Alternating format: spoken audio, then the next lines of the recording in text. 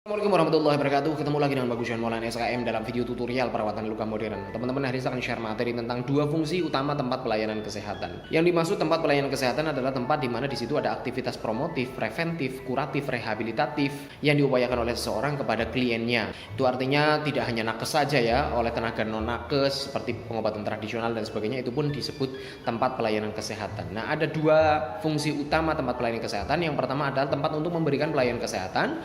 Yang kedua adalah tempat untuk usaha atau bisnis dalam perspektif sebuah usaha bisnis sektor ekonomi maksudnya. Kita bahas satu persatu. Yang pertama adalah tempat memberikan pelayanan kesehatan. Tempat pelayanan kesehatan di situ kita memberikan pelayanan kepada klien kita, entah itu hanya sekedar promotif atau preventif atau sampai dengan level kuratif atau bahkan sampai rehabilitatif dan sebagainya.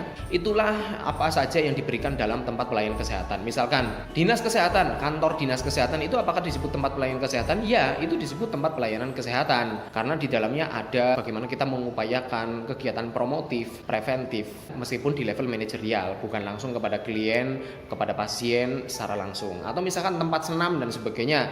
Tempat senam, tempat memelihara kesehatan seperti yoga dan sebagainya, itu juga usaha-usaha preventif, usaha-usaha aktivitas-aktivitas well-being seperti itu untuk memaintain kesehatan seseorang. Itu namanya tempat pelayanan kesehatan. Makanya kayak seperti di KTR, Perda KTR nomor 4 tahun 2022, tempat pelayanan kesehatan di situ kan mutlak tidak boleh ada aktivitas untuk merokok, konsumsi, menjual, mendistribusikan, mengiklankan produk tembakau seperti itu ya. Jadi tempat-tempat seperti tadi yang saya sebutkan, tempat senam, tempat misalkan yoga, misalkan ada tempat pengobatan tradisional dan sebagainya, itu mutlak tidak boleh di situ untuk aktivitas-aktivitas seperti itu sesuai dengan Perda KTR. Karena apa? Ya karena esensinya di sini untuk memberikan pelayanan kesehatan. Kok di situ digunakan untuk tempat merokok dan sebagainya, maka udah kontra dengan misi dan visinya seperti itu. Tempat pelayanan kesehatan misalkan seperti fasilitas kesehatan tingkat pertama seperti praktek dokter mandiri, lalu puskesmas, klinik Pratama, seperti klinik Monas dan sebagainya, itu kan merupakan juga tempat pelayanan kesehatan di mana di dalamnya ada aktivitas-aktivitas memberikan pelayanan kesehatan. Nah, tentunya manajemen atau owner atau pihak pemilik atau pihak direksi atau yang menjalankan manajemen, yang menjalankan tata kelola di situ harus menjalankan fungsi ini dengan sebenar-benarnya, dengan sepenuh-penuhnya, dengan seoptimal mungkin, yaitu bagaimana memberikan pelayanan kesehatan yang baik. Itulah diperlukan standar-standar seperti adanya akreditasi dan sebagainya yang sedang dijalankan oleh klinik Monas juga seperti itu. Klinik Monas ini kan sedang menjalani proses untuk menuju penilaian akreditasi. Akreditasi nanti penilaiannya akan dilakukan pada bulan Desember, di pertengahan Desember. Semoga nanti diberi kelancaran dan semoga bisa lulus dengan kategori paripurna, berarti kategori yang paling tinggi dalam penilaian akreditasi klinik Pratama seperti itu. Nah, tentunya kita menjalani seperti itu demi apa ya? Demi pelayanan yang baik.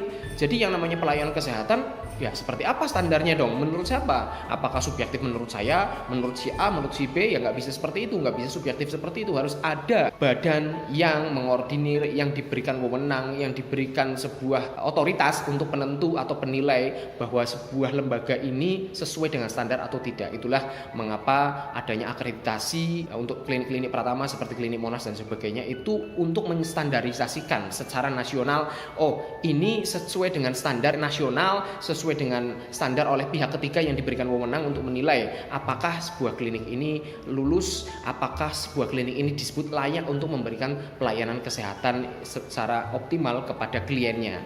Nah, tentunya akreditasi ini kita sambut baik ya kan, karena bagaimanapun itu untuk kebaikan semuanya, baik kebaikan untuk yang memberikan pelayanan maupun yang menerima pelayanan. Kalau kita setengah hati dalam memberikan pelayanan, kalau kita setengah hati ogah-ogahan atau kita tidak benar-benar sungguh-sungguh untuk menjalani proses akreditasi seperti ini, akibatnya adalah pelayanan yang kita berikan dan yang diterima oleh klien kita maka tidak sesuai standar. Nah, bagaimana nih, padahal ini menyangkut hak-hak konsumen menerima pelayanan kesehatan, di mana di situ kita hubungnya sama nyawa seseorang, ya kan? Nah, karena untuk menghargai hak konsumen, untuk menghargai hak asasi manusia, hak untuk kesehatan, hak untuk kehidupan dan sebagainya, maka dibentuklah standarisasi seperti itu, seperti akreditasi dan sebagainya. Makanya klinik Monas juga menyambut baik langkah-langkah BPJS mewajibkan klinik-klinik Pratama itu untuk melakukan penilaian akreditasi. Jadi distandarkan. Wah, itu bagus sekali. Justru saya dari dulu menginginkan kapan ya klinik Monas ini bisa terstandarisasi seperti itu. Nah, justru adanya tuntutan untuk akreditasi seperti ini, wah malah ini gayung bersambut. Wah, justru saya menginginkan seperti itu. Malah ada pihak ketiga yang membantu. Ini loh standarnya. Artinya kita tidak pusing-pusing bagaimana membuat standar sendiri, ya kan? Tapi sudah ada dari sana. Ini loh standarnya seperti ini, ya. Ada 3 bab, ada sekian standar, ada sekian elemen penilaian dan sebagainya. Nah, dengan standar itulah menjadi acuan, menjadi benchmark bagaimana sih klinik yang baik, yang ideal, yang harus diwujudkan untuk memberikan pelayanan kesehatan yang baik sesuai dengan fungsi tempat pelayanan kesehatan. Yang pertama adalah tempat untuk memberikan pelayanan kesehatan. Yang kedua, fungsi tempat pelayanan kesehatan adalah tempat untuk berbisnis, untuk usaha. Nah, ini saya sampaikan dalam video kali ini karena apa? Penting juga. Jadi banyak orang mau mendirikan atau mau mewujudkan sebuah tempat pelayanan kesehatan, cuman memikirkan bagaimana memberikan tempat pelayanan kesehatan, tetapi segi bisnisnya tidak diurusin, tidak dipikir, tidak dipersiapkan sebaik mungkin. Maka apa yang akan terjadi kalau kita hanya fokus untuk memberikan tempat pelayanan kesehatan tetapi tidak memikirkan segi bisnisnya? Padahal tempat pelayanan kesehatan ini bisa berfungsi dengan baik, bisa berjalan, bisa memberikan pelayanan kesehatan yang baik pada kliennya dengan syarat ada sesuatu yang berputar di situ, yaitu segi ekonominya, segi bisnisnya, ya kan? Karena bagaimana pelayanan kesehatan ini kan sebuah layanan, sebuah nilai tambah yang diberikan kepada klien. Nah, lalu klien tukar menukar nilai tambah ini kan juga dengan uang, dengan segi ekonominya di sini juga berputar. Kalau segi ekonominya tidak dipersiapkan sebaik mungkin dari awal, manajemen itu tidak memikirkan bagaimana marketingnya, bagaimana brandingnya, bagaimana manajemennya, bagaimana tata kelola di dalamnya, seperti manajemen yang lain, manajemen keuangan, manajemen rantai pasok, manajemen sumber daya manusia, manajemen strategis dan sebagainya. Apa yang akan terjadi jika organisasi tidak dijalankan tata kelola seperti itu? Ya, otomatis tidak bisa berjalan juga. Kita pengen memberikan pelayanan kesehatan secara optimal, tetapi segi bisnisnya, segi keuangannya, bagaimana ini bisa berputar, arus kasnya seperti apa, tidak dijalankan, otomatis bangkrut juga, ya kan? Kecuali tempat pelayanan kesehatan kita ini memang sudah ada suppliernya, sudah ada yang membackup pendanaannya, misalkan sebuah yayasan sosial kayak di mana kita tidak perlu memikirkan segi bisnisnya, mungkin bisa jalan-jalan saja.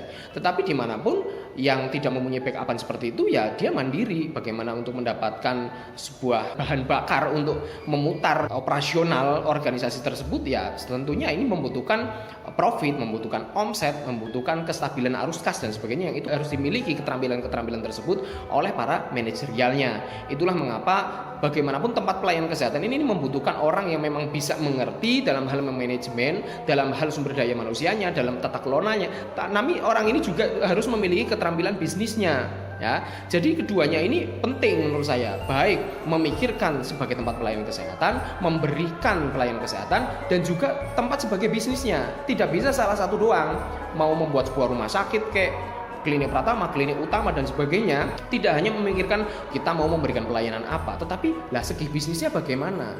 Atau satu doang ya, misalkan kita hanya memikirkan segi bisnisnya doang, tetapi kita tidak memikirkan pelayanan apa yang akan diberikan, ya percuma saja, tidak akan mewujud sebuah tempat pelayanan kesehatan yang akan memberikan pelayanan yang konkret. Nah, cuman wacana-wacana doang, bisnis-bisnis doang, tetapi tidak memberikan pelayanan. Jadi dua-duanya menurut saya adalah penting.